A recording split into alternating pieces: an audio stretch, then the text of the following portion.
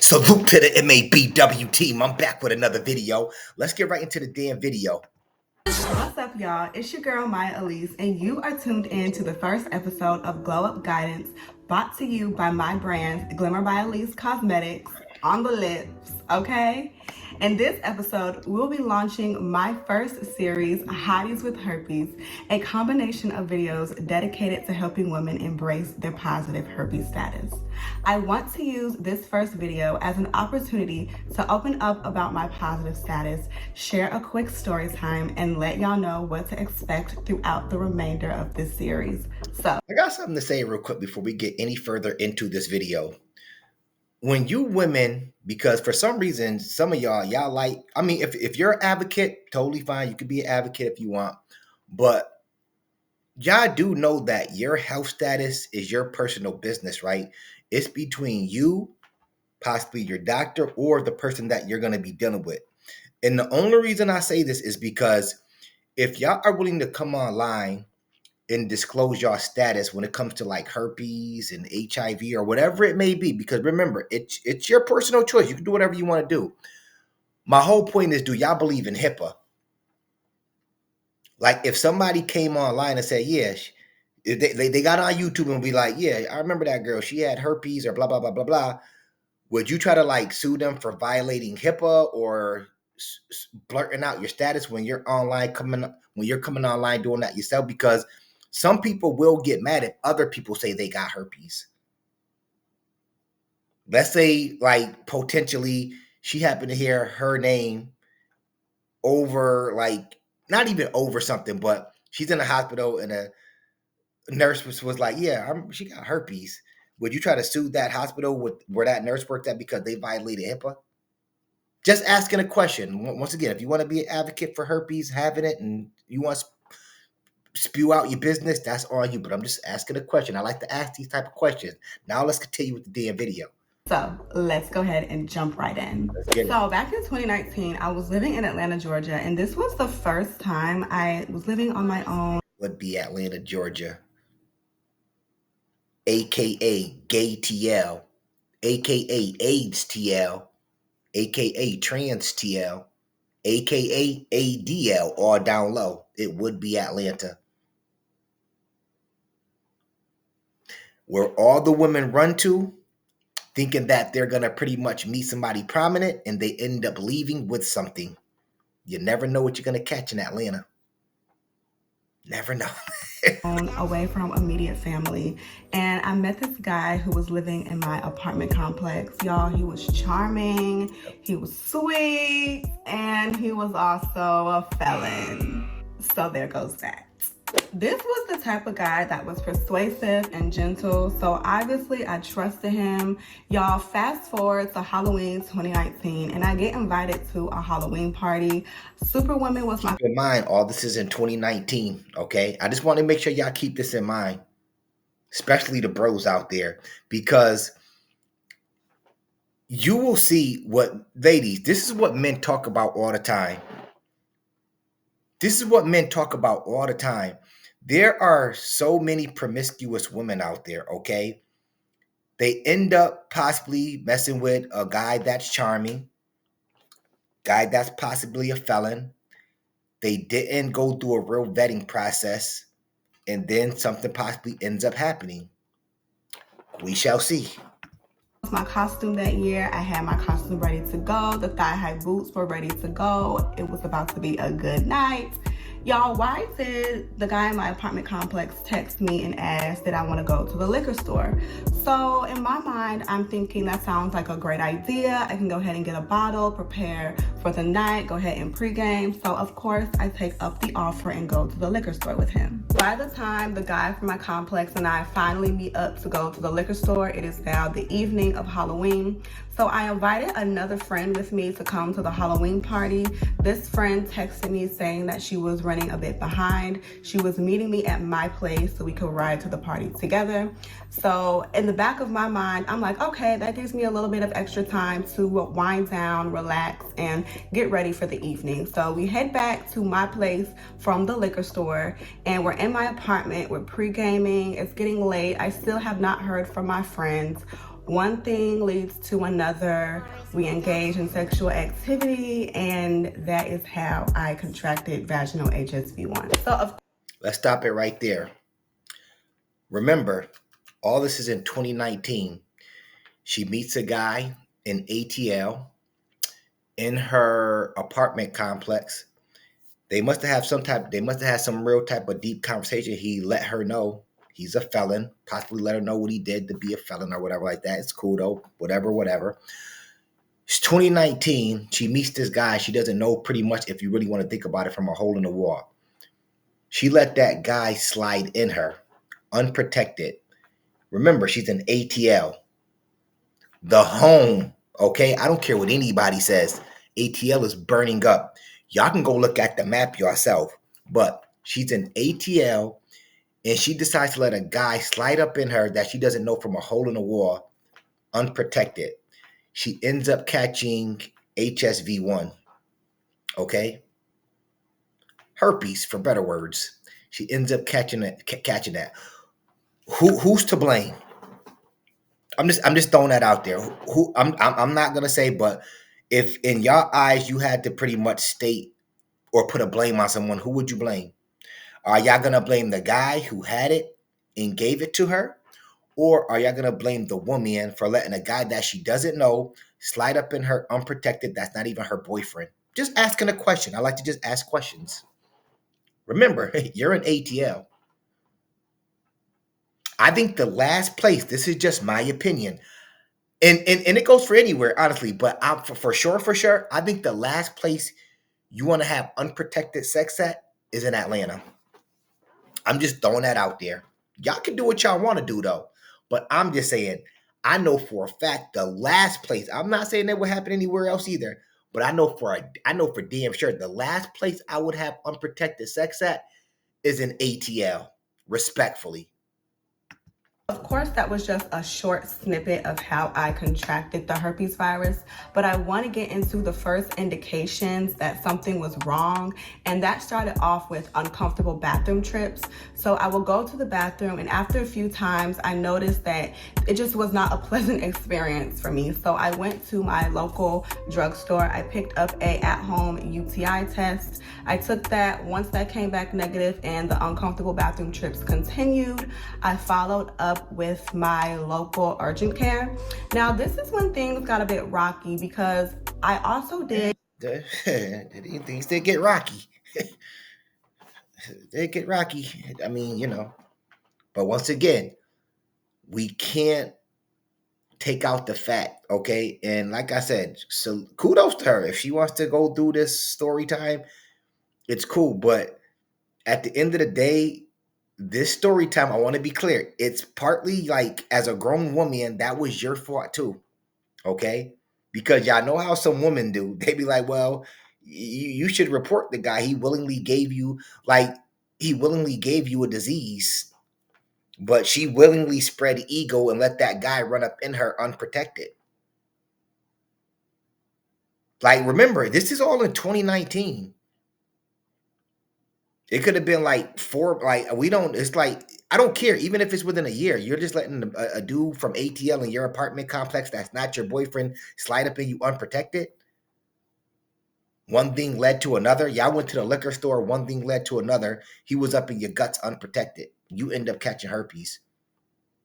And this is the problem right here. And men, we talk about this all the time. They like them bad boys. Hey, if you a bad boy, no, hey, be a bad boy. But this is what men talk about. These are the type of women right here that'll go for these charming looking bad boys.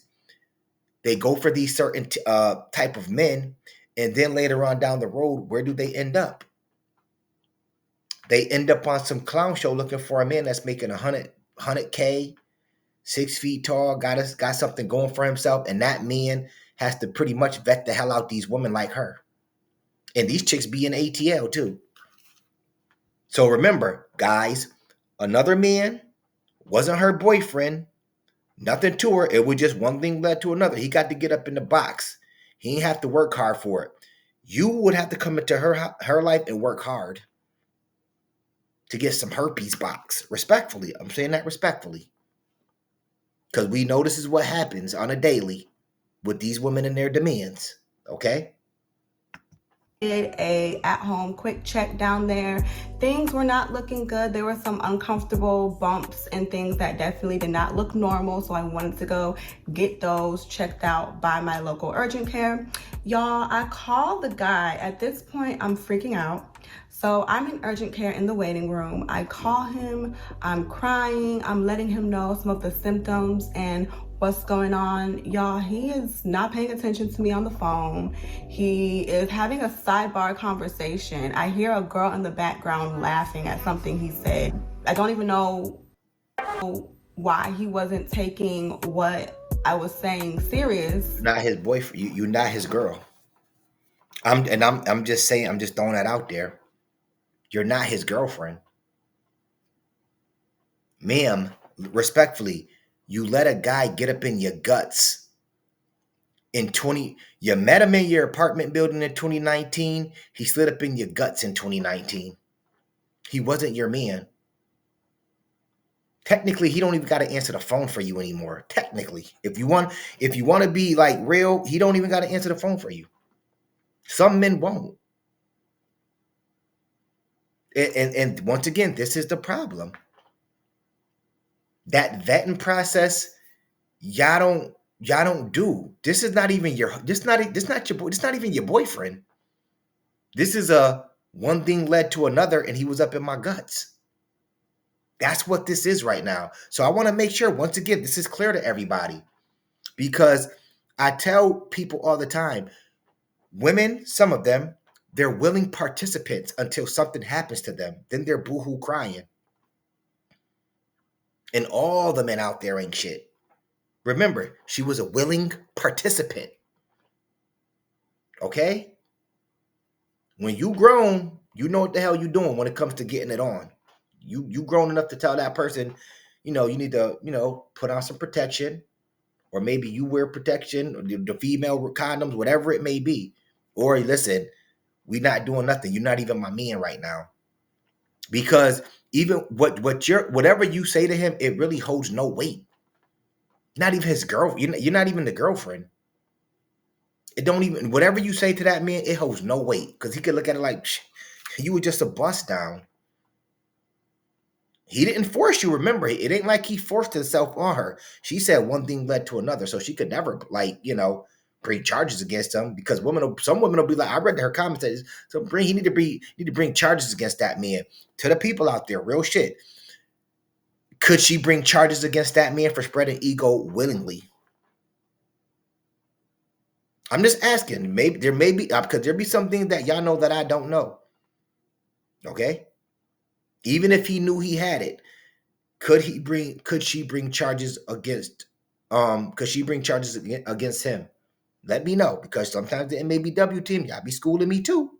I keep it real with you. Because I feel like if someone called me saying what I was saying to them, I would take that serious. But he was just not engaging in the conversation at all. And to be completely honest, I did not have his support as I was navigating the diagnosis, but that's neither here or there. So at this point, I get called back to the exam room where the nurse does a full exam. She checks everything out and she looks at some of my concerns. She does let me know that it looks like herpes, but refers me to a local OBGYN. So I go to the OBGYN the following morning, where I do a blood work test called a PCR, and they also did a culture swab where they swabbed the area of concern. Following the exam, the nurse did confirm, however, before I received my test results, that it was likely that they were going to come back positive, because it did look like I was herpes positive from what she could see at eyes view. So obviously, leaving the doctor's office with that type of news was very sad and discouraging, and the only thing I could do was wait for my results for that 100% confirmation. So like I said, I did a blood test and a culture swab. So the blood test came back negative. So there was like a quick moment where I was super excited, but unfortunately the only reason that test was negative was because the infection had not been in my bloodstream enough to show up on a blood test, which would reflect a positive test. So per that information, I feel like I am 100% confident that the person I believe gave me this virus. However, my culture swab did show up positive, and that's because that was an active infection. There was an active herpes outbreak. Therefore, that culture swab was an indication that I was herpes positive. So obviously there was a lot of shame revolving around my positive diagnosis. I especially felt a lot of guilt and anger towards myself for not being at that Halloween party. I felt so angry, like I let myself down, and it was really hard for me to accept and forgive myself for putting myself in a position that I really didn't have to put myself in. However, it just took me a long time to accept that. I also felt embarrassed. I felt hurt. I felt like no one would want to be with me anymore. I felt like my dating life was over. I felt like I would never be married anymore. And let me be clear. And like again, once again, not bashing her or anything like that. But if men know that women in general are just moving like you moved, that's more concerning for men than anything. Because look at the way you were moving with a guy that you just met in your building. That's concerning to men. Your dating life could be over, even if you didn't catch it. If you were to go on a date with a guy and you'd let a guy know that, hey, yeah, I was letting a guy in my building beat up my busted yam that I didn't even really know like that. That's guys look deep into that shit, because this is how most guys feel. They feel as if, okay, I gotta, especially if you tell him the full story. Let me be clear. You gotta tell the guy the full story, okay? Not a half-ass story. But if you tell a guy, listen, I met this guy in my building in 2019. We pretty much weren't dating or nothing. He was just in my building. I gave him my number. He was cute. He was a felon. I was supposed to go to a Halloween party, but he invited me to go to the liquor store. So I said, "Yeah, I'm gonna go to the liquor store with you." Next thing you know, I'm in his apartment. I'm in his apartment, or he's in my apartment. One thing led to the next, and he was up in my guts unprotected. A guy's gonna look at that like, "Yo," remind you, you don't even gotta have herpes. He's gonna look at it like, "Damn." So I'm here. I've been having to court you, take you to dinner, take you to movies, damn near show you my pay stubs, my W-2s, because you want to know what I make. I got to go through all this when that man, which some men would call a pookie, I don't know if he was or not, but some men would call him a pookie, he ain't had to do nothing. And he got the best of you. And he got to leave something with you that never goes away.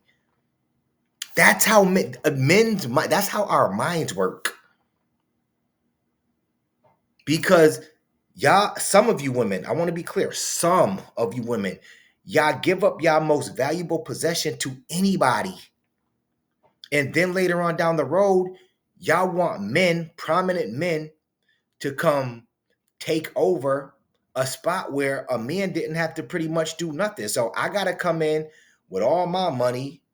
I got to come in and be a asset to you and pretty much court you, show you chivalry, open doors, take you to Michelin type restaurants. I got to make sure I got my passport to take you on a trip. Somebody out there fucking talk to me. I really do this, Vital. This is what happens.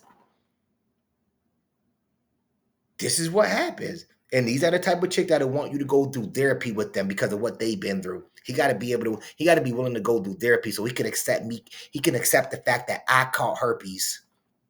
Tell me I'm lying. I mean, if anybody out there wants to correct me, you can go ahead and say MABW, you lying. You could correct me. You've heard, this is why some of these women want you to go to therapy with them. Because they want you to be in that room when they say some shit like this, and they want you to accept that shit. Like, you got to be like, okay, yeah, I'll accept that another man gave you herpes. Nah.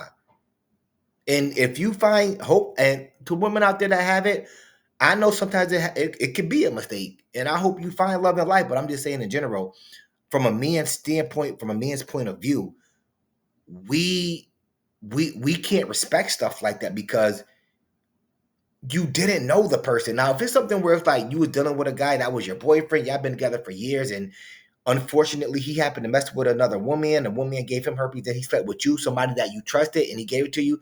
A man would be able to understand that a little bit more. Okay? Just want to be clear. I also felt like the original husband God had for me was now going to be replaced with like this secondhand, you ruined your life husband, and now you don't get what I originally had for you. You get what you get now because you stepped out of my will. I felt like I was no longer worthy of the goodness of God and the goodness of his blessings. And that took me some time to get over, but he definitely showed me that that is not the case. And I do hope that this channel and these videos, if you are feeling like that, prove to you as well that that is not the case. All right, y'all, so after all of that, where am I today? Y'all, I am confident. I feel beautiful. I am beautiful. My diagnosis is not a thought. I do not think about it unless I have to think about it, or unless I'm getting ready to disclose or coming up here and talking about it or coaching someone about it. But it is not a thought that comes to my mind unless I have to actually do something with the fact that I'm herpes positive. I feel excited to move forward in the things that the Lord has called me to. I feel just energized, and I honestly feel thankful. I want to use my story as an opportunity to encourage other women just like yourself through their herpes diagnosis. I want to use my story as an opportunity to let women know that there is life beyond this diagnosis. There's life beyond the heartbreak and the disappointment that is associated with the diagnosis. I want this to be an opportunity for you to truly discover the light that is within you. And if you tune into this series and apply the tools and tips throughout these videos, you are going to be unstoppable. So I'm super excited that you're here.